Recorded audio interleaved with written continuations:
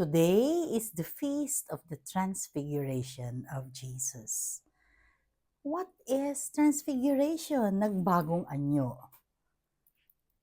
Kumikinang ang kanyang kasuotan at siya ay nakakasilaw na pagkinang. Ano ang implication niyan sa atin sa panahon natin ngayon?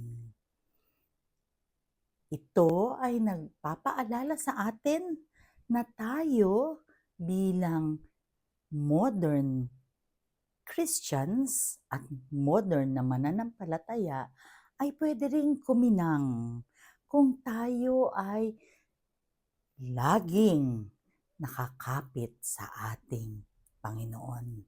And how is that? Yun bang despite the challenges, we see Jesus. Despite the trials, we hold on to Him.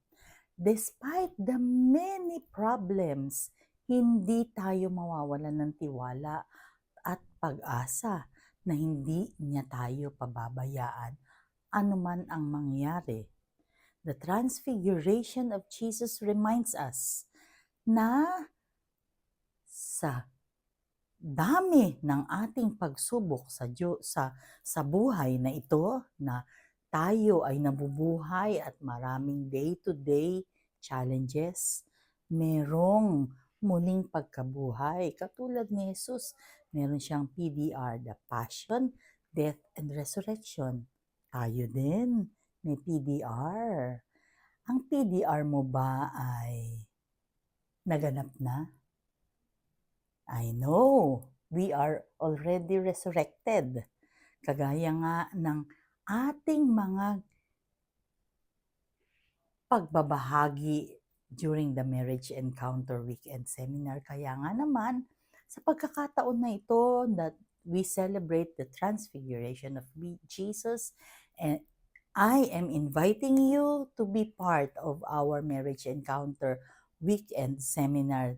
That will happen on August 30 to September 1. Inaanyayahan ko kayo dahil hindi lamang kayo magta-transform o matatransfigure kayo mag-asawa.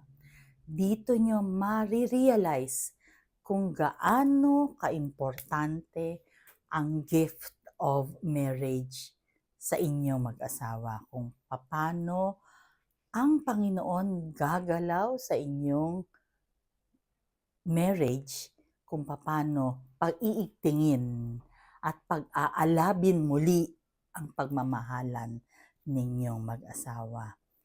Message me at dadaling ko kayo sa Tagaytay. Parang ituring ninyo itong parang second honeymoon. At kung ano man ang mga pinagdadaanan ninyo, I assure you, dadaanan nyo lang yan smoothly at makikita ninyo ang pagbabagong anyo ninyong mag-asawa. So we invite you to attend our Marriage Encounter Weekend Seminar on August 30, 31, and September 1. Si better half ko ay masama lang ang pakiramdam, kaya hindi ko siya kasama sa video na ito. Pero I assure you, kung hindi dahil sa Marriage Encounter Weekend Seminar, malamang hindi na kami magkasama. Buti na lang. Kaya we praise and thank you, dear God, that we are transformed because of your love and mercy. So tara na, message me. God bless us all.